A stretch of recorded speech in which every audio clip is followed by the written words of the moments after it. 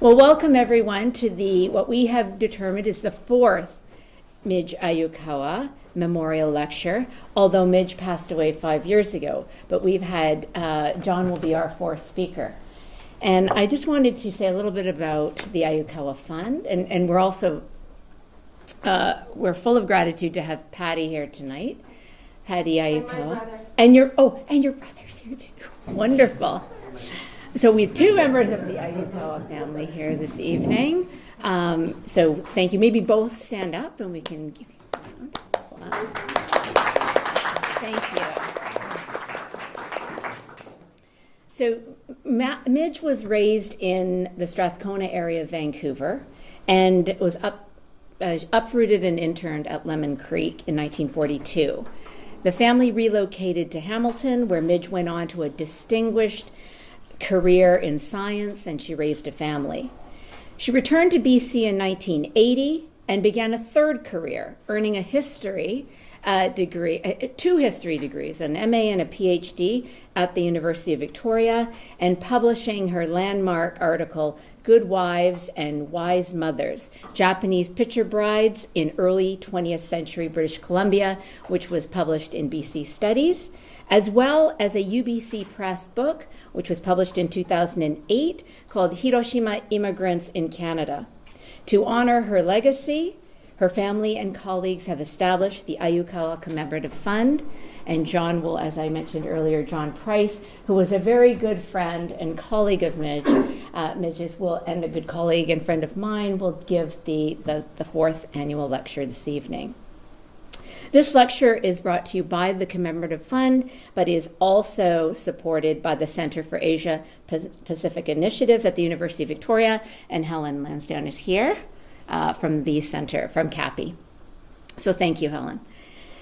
John Price is a professor emeritus in the Department of History here at UVic. It's hard for me to say emeritus because it's just relatively recent, of course, and I still have not gotten used to not being here.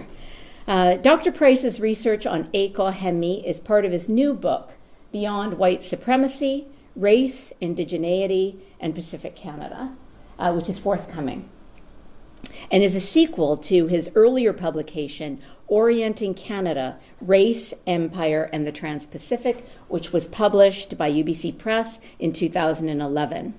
His study of the first Asian Canadian woman to earn a medical degree in Canada, Searching for Victoria Chung, MD, the forgotten Chinese Canadian physician, with Ningping Yu, will be published this spring. So congratulations, John, on that. And so without further ado, I would like to give the podium over to Dr. John Price.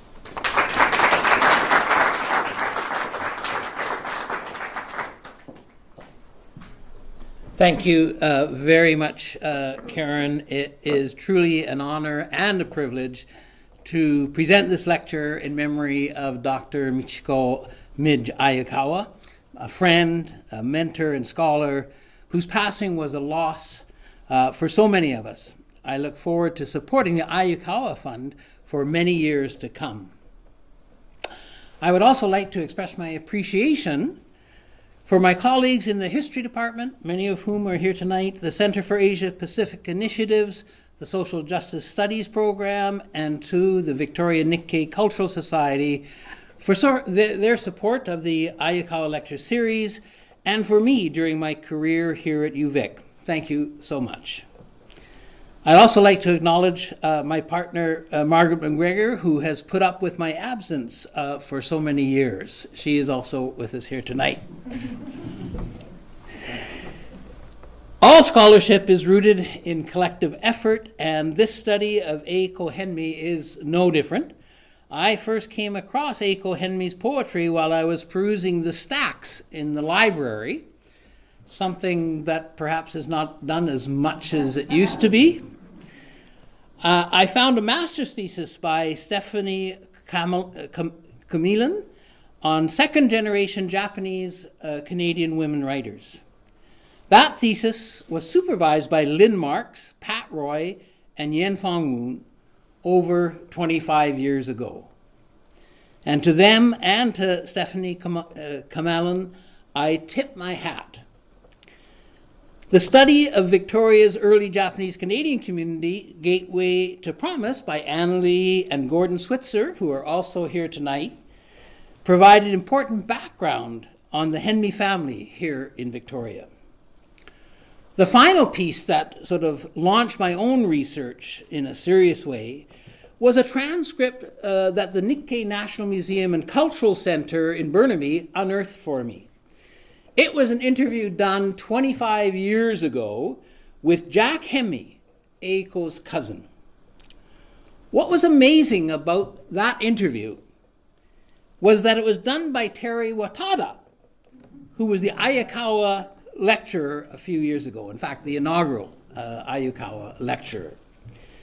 But what was even more amazing was that it revealed that Jack Henmi, Eiko's cousin, came regularly to Vancouver from Toronto, where he lived, to attend the Powell Street Festival.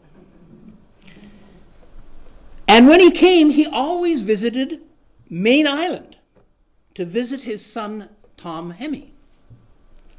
Well, as it turns out, I had met Tom Henmi over 25 years ago as we were co-sharers in a cottage property on Main Island. I had never learned his family story and had lost touch with him. But 3 days ago, I finally tracked him down. Tom Henmi, Eiko's nephew, was surprised and delighted to hear about the project and fondly remembers his aunt and is hoping to donate family heirlooms to the National Nikkei Museum and Cultural Center. Some circles seem to be coming together with this project, and I feel blessed to be able to work on it. And so let me turn to Eiko Henmi, her work and her life. In June 1990, the Japanese-Canadian magazine, the Montreal Bulletin, noted that a donation had come in from Mrs. Hide Shimizu in memory of the late Cindy Henmi Etheridge. Other than that, there's virtually no public record of the passing of Eiko Henmi. Hide Shimizu, on the other hand, does have a public profile, also known as Hide Hyodo Shimizu. She was the first Japanese-Canadian teacher in the BC public school system. She was one of 4 Japanese Canadians to appear before a Commons committee to lobby for the right to vote in 1936. And she organized the school system in the detention camps for Japanese Canadian children when the BC government abdicated its responsibility, its legal responsibility, to provide education for the children in the camps. She was awarded the Order of Canada in 1982. This is Hide Shimizu. So why did she want to honor Eiko Henmi and send a donation in her memory to the Montreal Bulletin? Turns out both she and Eiko were active in the pre-war Japanese-Canadian Citizens League formed by Nisei, or second-generation Japanese Canadians, to provide a voice for the Canadian-born and to fight for the rights of the community. Both she and Hide Hyodo Shimizu wrote for the upstart English-language newspaper of Nisei, The New Canadian. If Hide Shimizu's talents lay in education, Eiko Henmi's talents lay elsewhere, in the literary field. She was a member of the Scribblers Group, a group of aspiring Nisei writers, and she wrote extensively from her teen years on. In this essay, I bring forward a small portion of her life and work and ask, what can we learn from Eiko Henmi and how does she fit within the literary canon? The paper's very long. I'm not going to read the whole paper, otherwise we would be here a long time. But I am going to summarize certain sections. Eiko was born on September 6, 1914, followed by her sister Yaiko, born 2 years later in 1916. Her mother, Toyo, and Sokichi, her brother, 20 years her senior, had come to Canada in the early 1900s, followed by their father, a ship's cook and sailor. The Henmi family lived at 938 Caledonia, here in Victoria. This was an extended family, with Eiko and Yaiko living with their mother and much older brother Sokichi, who himself had a family, his wife and their 2 children, Jack and Robert. Both Eiko and Yaiko were good students, and newspaper reports indicate that Eiko entered grade 7 at Victoria High School in 1927 at the age of 13. In 1932, the Daily Colonist recorded that Eiko had attended a CGIT outing at Maple Lawn Souk, where she had, quote, very successfully edited the camp paper, which caused much merriment when read on the closing evening. The following year, Eiko won the Camosun poetry competition, was on the honor roll. And that December, the Victoria and Island branch of the Canadian Authors Association awarded Eiko honorable mention for her story, Dreams and Realities. In her graduation year of 1934, Eiko won the award for the best poem at Vic High, and both she and Yaiko received their letters for academic achievement. This was the family. Eiko is right in the middle. Actually, the caption is not coming up there, but this is circa the about 1920. And this was her graduation in 1934. I want to read her graduation poem. I think we have that here. Yeah. Dusk, evening drops her velvet curtains with gentle fingers misty sweet. Faint the twilight breezes whisper, where heaven and earth in silence meet. Calm the fiery sun now setting tips the western hills with gold, and the stalwart trees, soft sighing, slip 'neath night's deep purple fold. 'Gainst yon blue shy stars are twinkling, and a clouded veiled tremulous moon glides, her silvery smile entangled in lulling waves that gently croon.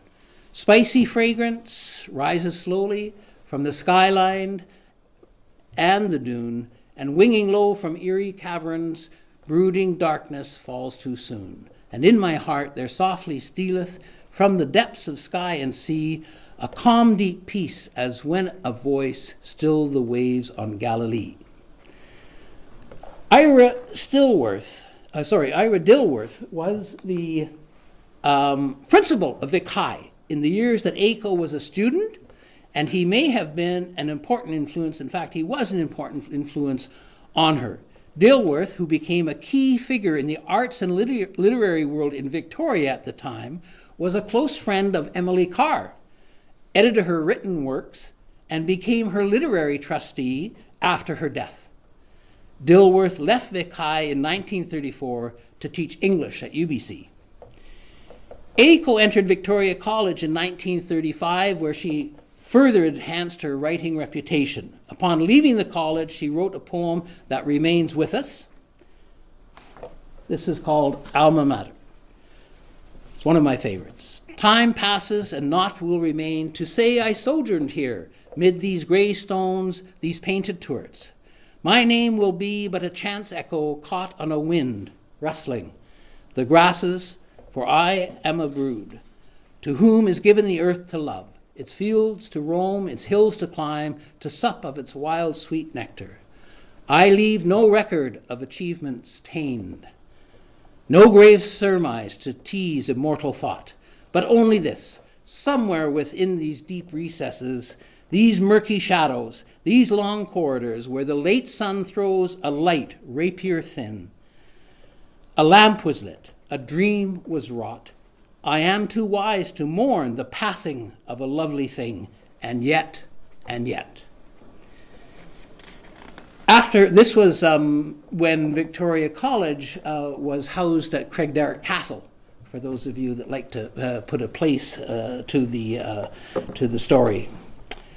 After graduation from Victoria College, Eiko moved to Vancouver to attend UBC, where once again she came under the influence of Ira Dilworth, who was teaching English. She majored in English, and as her subsequent musings suggest, she was a diligent student, mastering the ramblings of poets and writers of the English language world.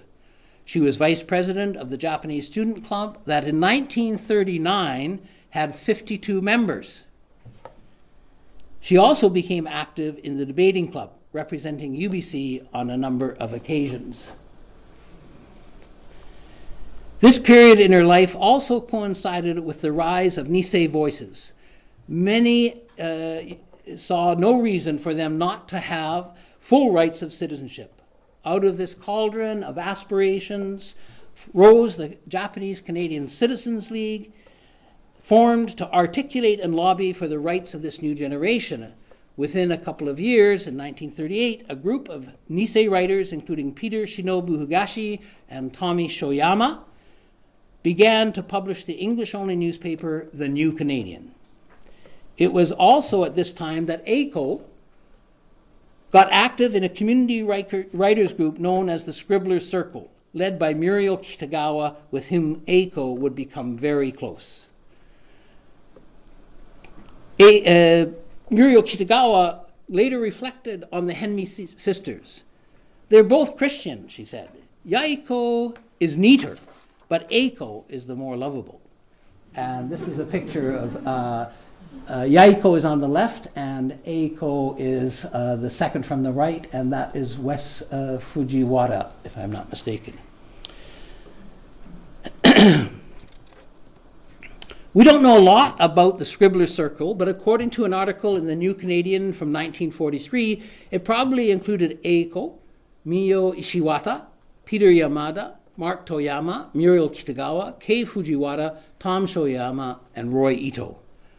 The publication of the New Canadian beginning in late 1938 provided a vehicle for Eiko's writing, including this poem. Well, that was her in the debating club, and this is her poem. To a friend, H. Yonemura, dreams trembled on his lips, but life, too impatient, made him an alien to himself. A half-opened bud in a gust of mad wind, trembling one brief moment on its parent tree. And when evening came, for me, a few scattered petals, redolent with memories. Eiko also wrote for the student newspaper, the UBC, but it seems she left after a few months. The fact the student newspaper reprinted a scurrilous Vancouver Sun editorial, "This is a white country," may have had something to do with her early departure.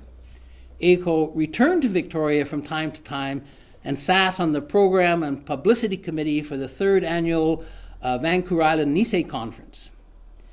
In May 1939, Nellie McClung, famous Canadian feminist, wrote a column in the New Canadian to all young writers, in which she extolled how she had learned from Charles Dickens and called on Nisei writers to emulate him. On the page opposite, Eiko had her own column in which she chided would-be writers for producing weird, contorted tales, aping the tense mystery of Sir Conan Doyle, the stark realism of Martha Otenso, the subtle polish of Willa Cather, the human sympathy of Nellie McClung, the whimsicality of Lucy Maud Montgomery. Rather than looking to the past, Eiko exhorted would-be writers to write about lesser-known figures from their own community.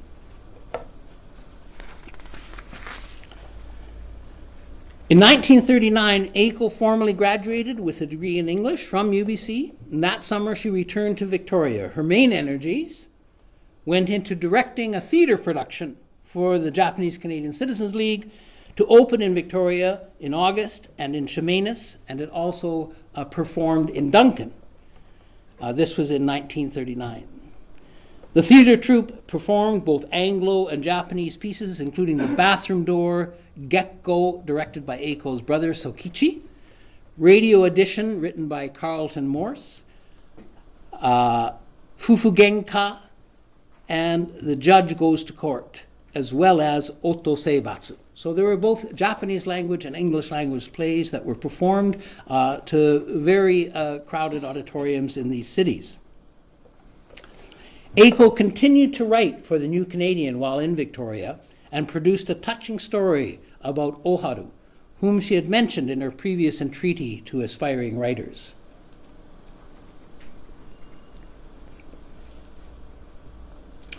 The Years Are So Long was a 1,500-word short story featuring a melancholy Oharu as she tries to unsuccessfully to intercede and mediate the intergenerational struggle between her patriarchal husband and her children, particularly Mariko, a teen Nisei active in the Japanese Canadian Citizen League, who yearned to be free of the oppressive hand of her father and that of her acquiescing mother. Eiko also kept in touch with her friends in the Japanese Canadian Citizens League and helped arrange for Ira Dilworth, her mentor at Vic High and UBC, to speak to a gathering of young Japanese Canadians at the Nippon Club on the topic of how we listen. Dilworth had taught at UBC to 1937 and then joined the CBC as a regional director. He was also the conductor of the Bach Choir in Vancouver. Eiko left Victoria in March 1940 for Vancouver again after a going-away party. Unable to find a writing job that paid, she enrolled in a nurse training program at Vancouver General Hospital. Her writing remained her passion, however, and she continued to publish regularly in the New Canadian and participate in the sessions of the Scribblers Circle. Her pen was as sharp as ever, and her essay, Let Her Keep Her Dreams, won the Japanese Canadian Citizen League's prize for a short story in 1940. Published in the New Canadian, it was reprinted in the Japanese American Seattle Daily, the Great Northern Daily News.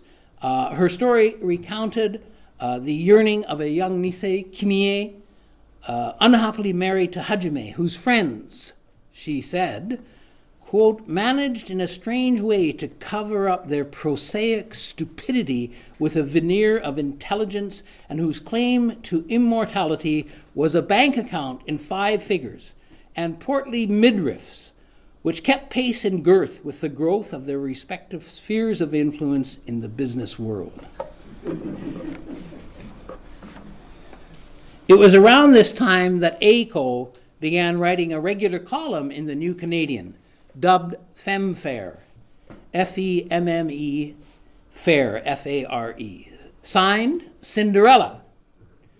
Eiko later recalled how she came by that name.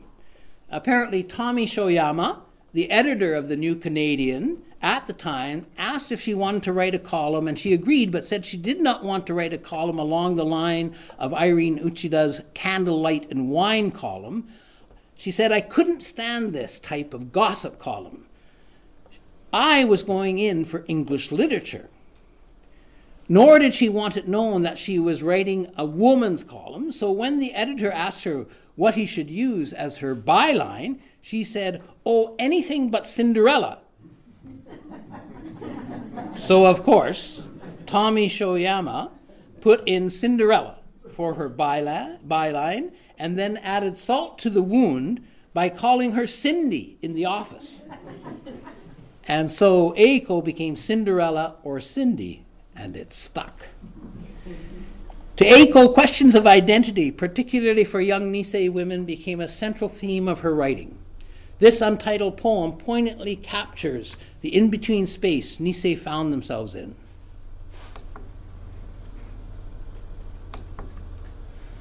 Mama, those people are staring so. Please don't use the ohashi, ohashi being chopsticks. And why didn't you bring the sandwiches instead of those osushi? Of course, Mama, I love them, but don't you see for our picnic tea? Mama, I wish you'd make sis stop eating with her ohashi. No, Mama, I don't feel very hungry now. I guess I don't like osushi. In an era when we find sushi restaurants in every corner, this seems a little anachronistic, but at the time. 2 weeks after Pearl Harbor, the impending cataclysm seemed only a gentle storm. Muriel Kitagawa mused, Eiko is going to cook for the family a few days before Christmas. And since there is no Christmas ball this year, I think she will have plenty of time to wash dinner dishes too. Christmas dinner was apparently a success. Eiko had such a good time too, said Kitagawa. It's the one time when she really relaxes, and she does so knowing that we understand. Kunio stayed sober. As Roy Mickey, Kenidachi, Ann Tsunahara, and many others have so ably documented, the government began to impose discriminatory measures, including confiscation of the fishing fleet, Japanese-Canadian fishing fleet, shutting down all Japanese language schools and community newspapers, forcing Japanese male nationals ages 18 to 42 to go to work camps, a dusk to dawn curfew, confiscation of radios and cars. The New Canadian continued publishing as the government wanted a medium to reach the Japanese-Canadian community. But it's important to remember that even though it continued publishing, the New Canadian was under censorship. As the government implemented its plan to ship adult men from the coast, the implications for families began to sink in. Eiko wrote in the New Canadian an open letter on a manless world. A few days later, she wrote another piece, scathing in its sarcasm, about the dusk to dawn curfew. She recounted how we little Nisei and Nisei-ettes will creep into our homes just at sundown or else. It's just like the peasants in feudal days, only this time it's for defense. She mocked. There's a technique to those curfew nights. There's no need to become bedridden without some imagination. If you tire of sleep in the interests of democracy, just run around and try sleeping with your head where your feet are and vice versa. If the bed becomes unbearable, there's always under the bed. She concluded with a short verse titled Apology to Gray, a poet. The curfew tolls the bell of parting day. The lowing Japs wind slowly out of sight. The refugee homeward plots his weary way and leaves the world to darkness and the whites. On February 24th, the government passed PC 1428 that authorized the forcible removal from the coast of all people of Japanese heritage, men, women, and children, regardless of citizenship.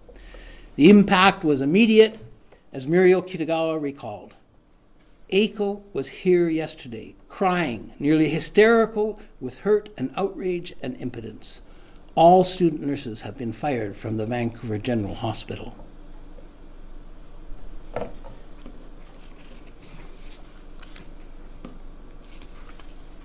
The decision for forcible removal came as a disappointment and shock to many in the community.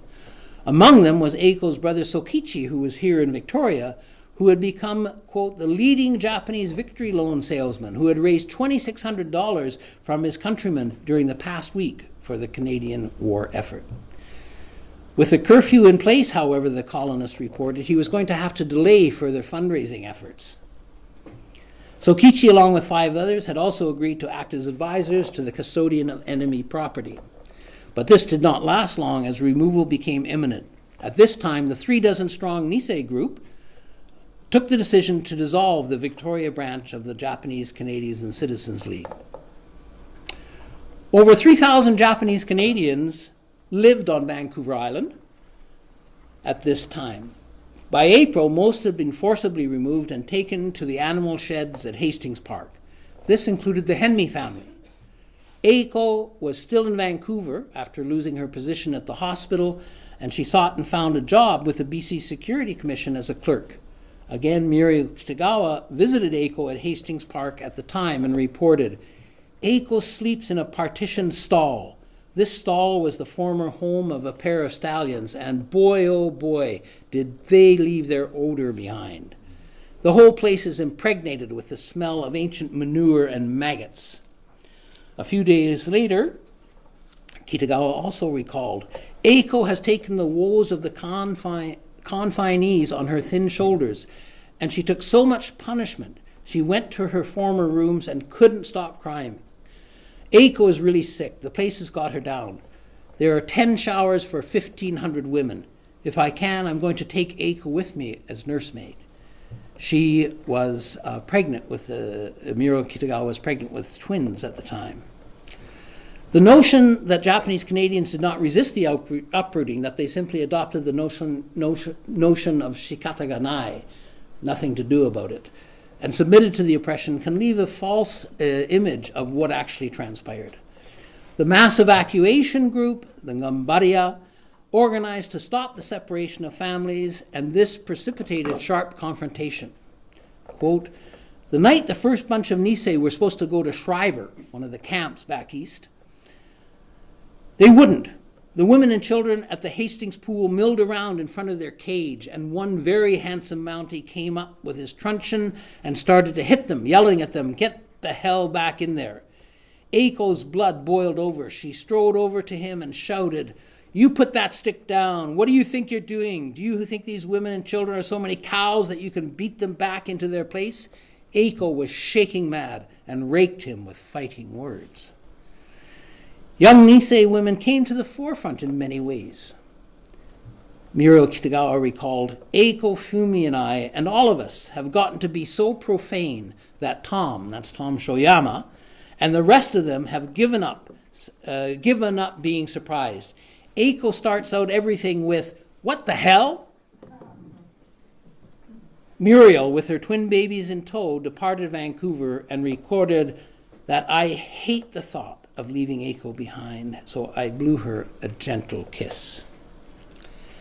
The McGill archives provide the materials for Eiko's time in the next period of her life, which takes place in the detention camp in Sandon and in Montreal.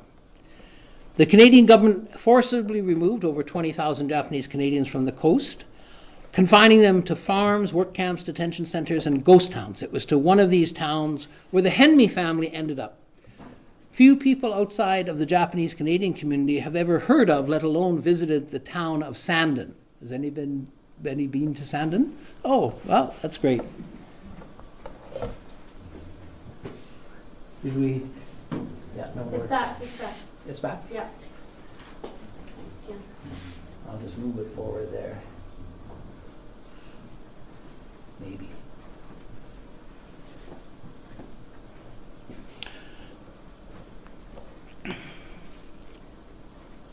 It is off the beaten track between Caslo and New Denver. Sandon was once famous as a mining town, but had become essentially a ghost town by the 1930s. Eiko and her mother Toyo, her sister Yaiko, along with her brother Sokichi and his wife and son Bob, all went to Sandon in the summer of 1942. Eiko, however, retained employment with the BC Securities Commission as a welfare officer. In that capacity, she undertook a major study of the dietary intake of detainees. Quote, the title of the study, which is about 60 pages long, is Adequate Family Living Study, Sandon, BC, September 20 to October 20, 1942. It was a deep dive into the daily diet of families in Sandon, and the meticulous study included a full list of product prices and the total weekly consumption of families by the size of the family. The study resulted in the Security Commission providing an increase in the relief payments to the people who were interned at Sandon. Eiko continued to write for the New Canadian, and in an article, a Nisei-et's diary, Eiko suggested a certain attenuation in her outlook. Sunday, the end of a perfect day. Tall firs gaunt against the blackening cloud line, the moon glimmering just over the tallest fir, Calvin Winter playing In the Garden. And as the tender strains of that beautiful hymn filled the park, it came to me that we Nisei, despite discriminations, live a charmed existence. Instead of glaring searchlights, we have the twinkly light of stars and the soft glimmer of a summer moon. And best of all, that sense of satisfaction. Not reverence exactly, not peace exactly, but something very much akin to both. Out of the complicated house come I to walk beneath the sky. Here mud and stones and turf, here everything is mutely comforting. Signed, Cinderella. Although isolated in Sandon, that particular camp had large houses, indoor toilets, and a hospital, and in some way had luxuries compared to some of the camps where people had to live in shacks with few amenities, particularly at the beginning. Eiko left Sandon Detention Center on March 23, 1944. She had received a telegram that the Adult Education Center in Montreal had an opening for a secretary and that the job was hers if she wanted it. And so Eiko bade farewell to her family and set out by train across the country. Her recollection of traveling by train brought out conflicting emotions. And in the interview recording her memories of this, she says, "It also was a very memorable trip." I wouldn't say it was a memorable trip. It was a strange trip. I was sending out girls quite innocently from Sandon because they were 18 and over, and I thought nothing would happen to them. And they used to come out here and they'd get jobs. And only once did I have some qualms when one of the girls I had sent out halfway from Sandon to Toronto, she jumped off the train saying that she hated being a Jap. And I got a wire saying that they had picked her up and that she had tried to kill herself, and she was put into a mental hospital up in Saskatchewan. Eiko continued. As the train she traveled on went through Winnipeg, she was tiring, and her family had given her a few extra dollars to get a berth if there was one. I saw a porter, and I think he was part black, but he was very polite, and I asked him to see if he could get me a berth. But he said, sure, don't worry about it. So about 12 o'clock, he comes to me and he says, "I've got a berth, come with me." I'd never been on a train, so I followed him, and he took me through the standards, and finally he pushed me into a bathroom thing, and he said to me, "By the way, I know you are behind the 8 ball. You be good to me, and I'll be good to you." Here I was a grown-up. And I said, "What do you mean?" He said, "Come on, be good to me." Well, I used to do a lot of acting, so I said, "If you don't open up that door, I'm going to scream," which was useless. I guess he suddenly realized that there was no use talking to me, so he opened the door. I ran back. I was panic-stricken. She recounted in this interview many years later, that was the only thing that surprised me. But after that, the only thing that worried me was how many people had sat through, but well, things like that, they seem to always happen to me somehow. My own discussions with women elders from the Japanese Canadian community suggest that sexual assault during the uprooted internment occurred much more frequently than we have known up until now. Eiko's job was in Sainte-Anne-de-Bellevue, not in Montreal. It was in the adult education department, where she stuffed envelopes, and we went around trying to teach people here in Quebec how to do certain things, you know? She had hoped to stay at the women's dormitory at Macdonald College, the agricultural college, but racist objections from a physical education teacher prevented her from doing so. So she stayed with a professor and his American wife. Eiko said she had a whale of a time with her.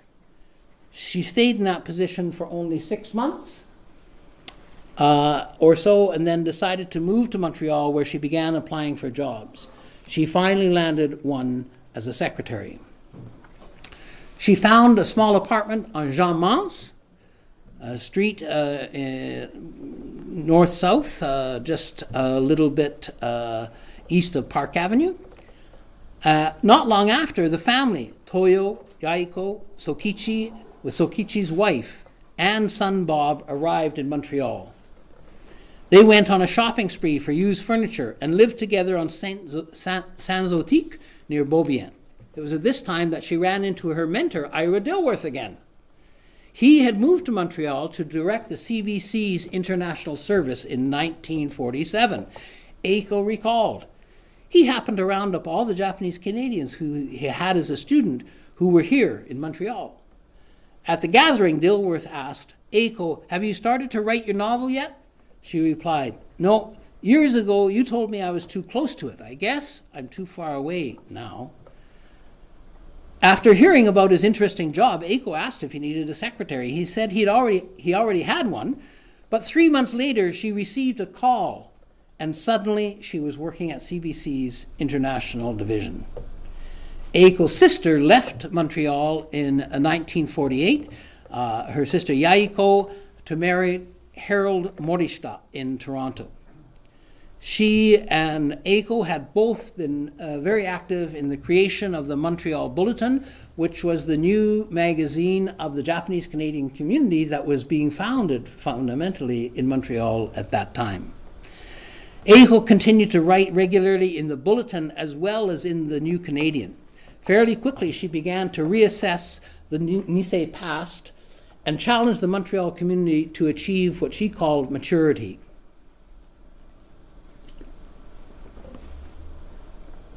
I like to think that we have rejected that song and dance about Nisei tragedy.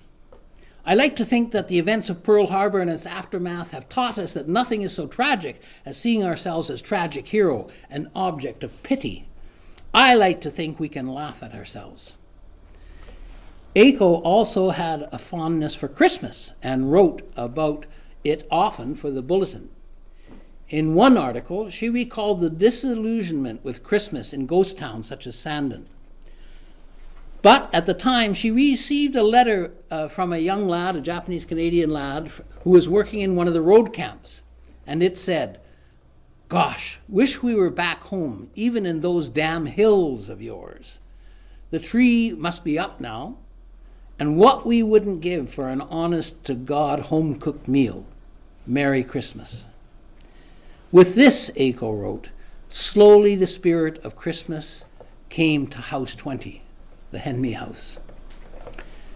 And she recalled, a medley of people came to dinner. Tony, the Czechoslovakian trapper. Jean, the Norwegian-Canadian prospector. Rosie, the Italian drugstore owner.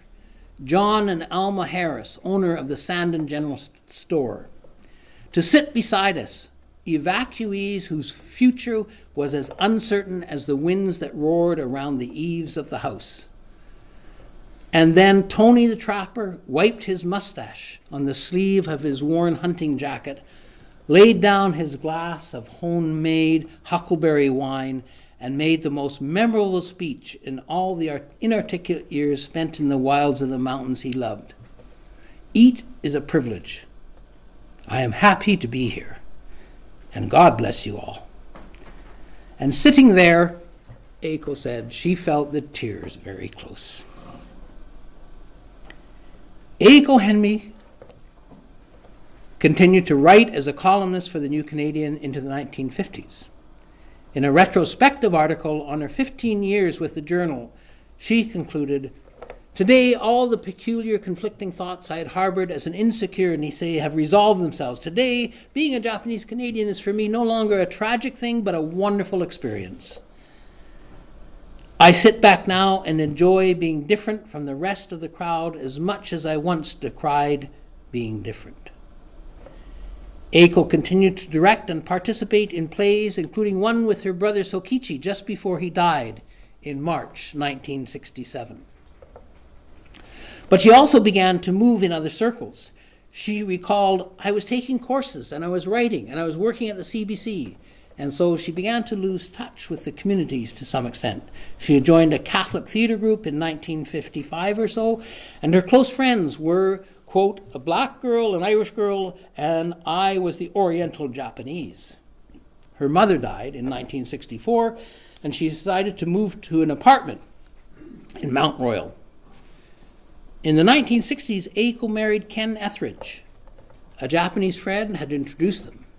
He had been married previously, and so they were married in an Anglican church, not a Catholic church, and eventually moved to a house overlooking the lake at Pointe Claire, just outside of Montreal. And Tom Henmi, when I spoke to him a few days ago, recalled visiting the house on the lake at Pointe Claire with very fond memories. We don't have much of a record of what she was writing in this period. She was commuting to her job in Montreal in the 1970s and 80s, and also visited the Japanese Cultural Center from time to time. The McGill archives do have a number of her works relating to redress, however. She wrote a reflection piece on the occasion of the 100th anniversary of the arrival of Manzo Nagano, the first Japanese newcomer to take up residence on the coast, or so it is said.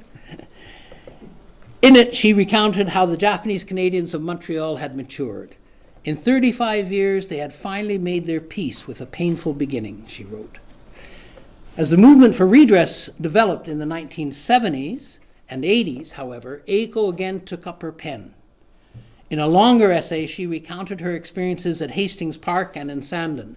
The 20-page article reveals the intense resistance to the ordeal that was Hastings Park and the emotional strain that accompanied detention. On the cover page of this essay, she wrote, "It is with some misgivings that I resurrect the past. Time has gently placed his healing hand upon a turbulent and tormented past, and I can now say reasonably, tolerably, that evacuation was a good thing. The end result was a good thing, but the interim of needless suffering, of indignities heaped upon an innocent people whose only crime was that they were born of Japanese parentage, I cannot condone." Eiko clearly felt comfortable with her experience in Montreal. She faced less discrimination. She had been able to continue her Japanese performances with her brother. Her personal circumstances improved. A new Japanese Canadian community had grown up, and she had been happily married to a person of European heritage. This feeling of well-being caused Eiko to question the redress movement, but she did participate in panels at McGill University in 1987, where she again recounted her experiences at Hastings Park. Eiko Henmi, like so many others, never came back to live in BC. She reflected, "I never thought I would want to go back to the West Coast, not really. Life back there, if I had stayed there, it would have been a little ghetto. We'd always have that racial problem because at that time, as I remember it, we could never go into the civil service. If you wanted to be a nurse, you had to go to study in Alberta. We didn't have the vote, and there was always in the background, even my mother used to tell us that, all right, as far as getting an education, but when it comes to getting a job, we want to send you back to Japan because you won't get a job here."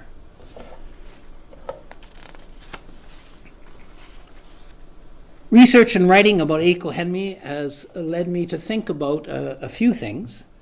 The first is how rich the Nikkei literary canon actually is. Focusing on Eiko Henmi's work opened up a window onto many other writers I had never known about. People like Mio Ishiwata, whose poetry was hugely popular and who, like Eiko, continued to write after she transplanted to Montreal. Or Mark Toyama, whose poem Powell Street is so well loved. It also made me think back to my years teaching Japanese history here and how I came across the novel Odori, or Dance, by Darcy Tamayose, and how impressed I was by how it related Okinawan history to that of the Japanese Canadian community in Alberta. And in fact, it was in doing that novel that I think it was one of the first times that I had the opportunity of working with the Victorian Nikkei Cultural Society to bring Darcy Tamayose to speak here at the University of Victoria. I was also enthralled by, after reading Terry Watada's Kuroshio, The Blood of Foxes, a novel that exposes the deep cleavages within the Powell Street community over ties with a motherland increasingly imperial in its expansion. These were works that opened my eyes to the notion of a trans-Pacific and how in colonial settler states such as Canada, it is impossible to write history without trans-border and global perspective. Today, Asian Canadian literature is finding a greater place in the Canadian literary canon thanks to the work of Roy Mickey, the Asian Canadian Writers' Workshop, the Powell Street Festival, and many others. Today, the Powell Street Festival maintains the Japanese Canadian Artists Directory that allows us to search both contemporary and historical figures in the Japanese community. Let's see if I can... It seems to be spinning. It's still... It just keeps spinning. It's spinning, yeah. Let's see. Yeah, we'll just leave that. Sorry, technical problems. Another point that hit home in doing this research is the spatial implications of the impact of the uprooting and dispossession of Japanese Canadians. It would have been impossible to have written about Eiko if I had not gained access to the materials in the McGill archives. These materials exist because not only were Japanese Canadians like the Henmi family forcibly uprooted, not only were their properties completely sold off without their consent, they were dispersed across the country because the Canadian government enforced the policy of no Japanese from the Rockies to the sea until 1949, 4 years after the war. This meant on Vancouver Island, for example, of the 3,000 plus Japanese Canadians who had lived here, only 100 or so ever came back to live. Thus, there has been a rupture in the fabric of the island that cannot be ignored, no matter what type of research we are doing. The second point is that the stories of the island's Japanese Canadian communities are to be found less here than in communities large and small across the country. A few years ago, Mas and Stan Fukawa came to Victoria to talk about their latest book, Spirit of the Nikkei Fleet. At the time, they suggested that we needed a research network to bring together research communities from across the country. As a beginning, I hope we will see in the not-too-distant future a directory like the Artists' Directory that outlines the Japanese Canadian holdings in archives, libraries, and community across the country. Thank you very much.